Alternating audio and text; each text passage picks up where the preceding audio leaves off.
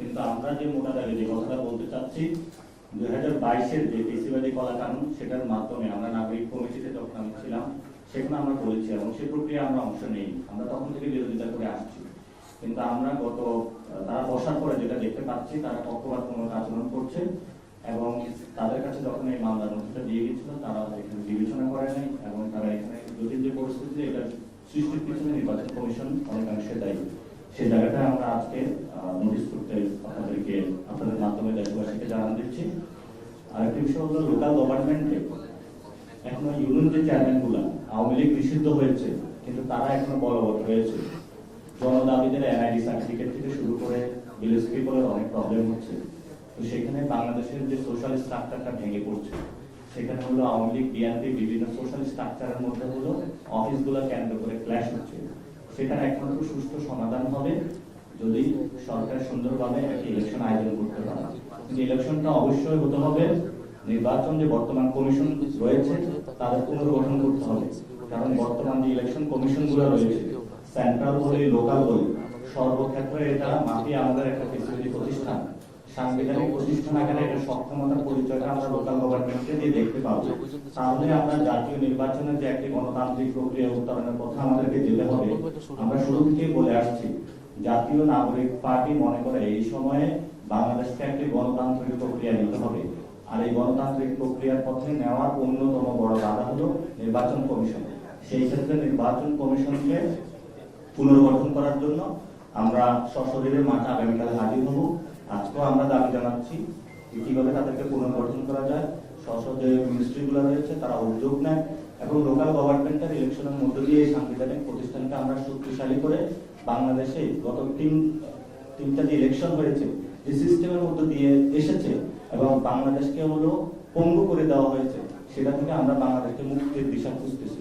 সেই ক্ষেত্রে আমরা বিভিন্ন রাজনৈতিক দল পক্ষ গোষ্ঠী যারা রয়েছে তাদের কাছে আহ্বান জানাবো ছাত্রছাত্রীর কোনো আশ্রয় নেবেন না। বিভিন্ন জায়গায় আপনারা যে ছাত্রছাত্রীর আশ্রয়টা নিচ্ছেন এর মাধ্যমে সাংবিধানিক যে প্রতিষ্ঠানগুলো রয়েছে তাদের উপরে হস্তক্ষেপ হচ্ছে। যদি এইভাবে বিচারালয়ের উপর হস্তক্ষেপ, বিভিন্ন সরকারি প্রতিষ্ঠানের উপরে হস্তক্ষেপ, দেশকে অস্থিতিশীল করার যদি প্রচেষ্টা করা হয় গণতান্ত্রিক প্রক্রিয়া বারবার বাধাগ্রস্ত হবে। এই গণতান্ত্রিক প্রক্রিয়া উত্তরণ করার জন্যই কিন্তু 5 তারিখে জনগণ নেমে এসেছিল এবং তারা রক্ত দিয়েছিল। আমরা মনে করি এভাবে হলে শহীদদের রক্তের সাথে বেইমানি। সবাইকে অনুরোধ জানাবো আমরা দেশের নাগরিক এবং দল পক্ষ গোষ্ঠী আপনারা এই অস্থিতিশীল কায়দা থেকে সরে আসুন, জনগণকে মুক্তি দিন। আপনারা দেখেছেন পুরো ঢাকা অচল হয়ে পড়েছে, জনগণ বিভিন্ন জায়গায় তাদের সমস্যা সমাধানের নগর ভবনে কোনো সেবা পাচ্ছে না।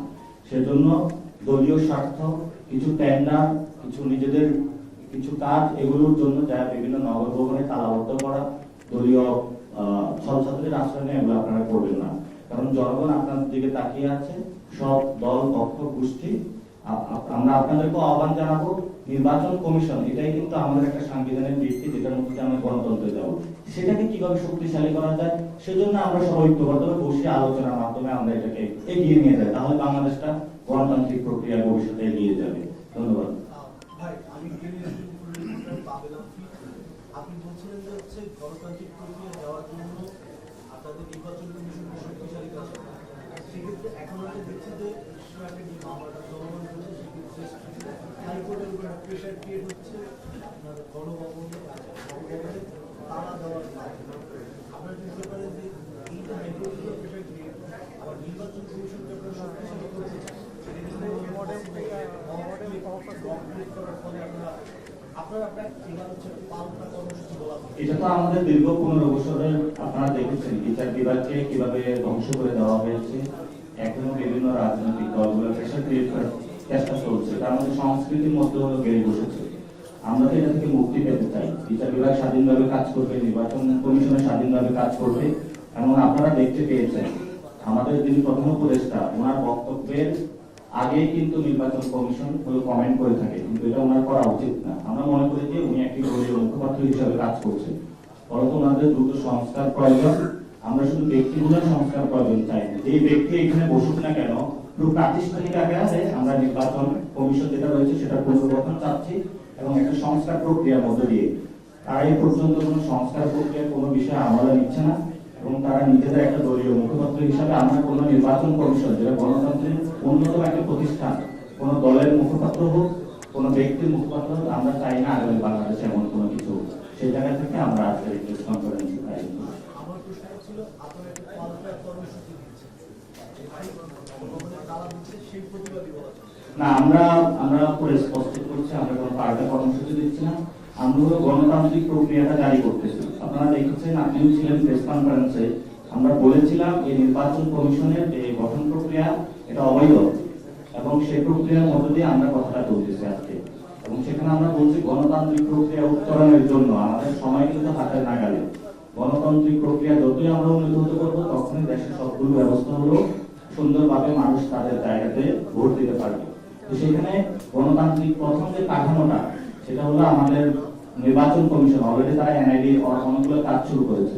এই প্রক্রিয়ার মধ্যে যদি যায়, একটি দলের পক্ষ হয়ে তারা কাজ করে, পক্ষপাতমূলক আচরণ করে, সেটা তো ভবিষ্যৎ গণতান্ত্রিক প্রক্রিয়াকে বাধাগ্রস্ত করবে। এবং তাদের আচরণের কারণে কিন্তু এই ঢাকা মহানগরে এই ধরনের অচল অবস্থা সৃষ্টি হয়েছে।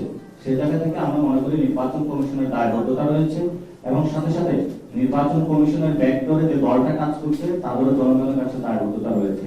আমরা 5 তারিখের আগে হাসিনার আমলে যে ধরনের ক্রিয়া কার্যকলাপ দেখেছি, সংস্কৃতি দেখেছি রাজনৈতিক, সেটা আমরা দেখতে পাই না। সেই জায়গা থেকে আমরা বলছি যাতে গণতান্ত্রিক প্রক্রিয়া উত্তরণ ঘটে।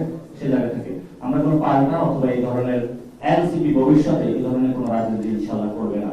আমরা গণতান্ত্রিক প্রক্রিয়াকে শক্তিশালী করার জন্য মাঠে নেমেছি। আমরা যাতে আমাদের কোনো আর ভাই শহীদ না হয়, আমরা মানুষের ভোটাধিকার ফিরিয়ে দেওয়ার জন্য কাজ করার জন্য নেমেছি। আমরা আমাদের সেই প্রক্রিয়ায় চলমান থাকবে ইনশাআল্লাহ।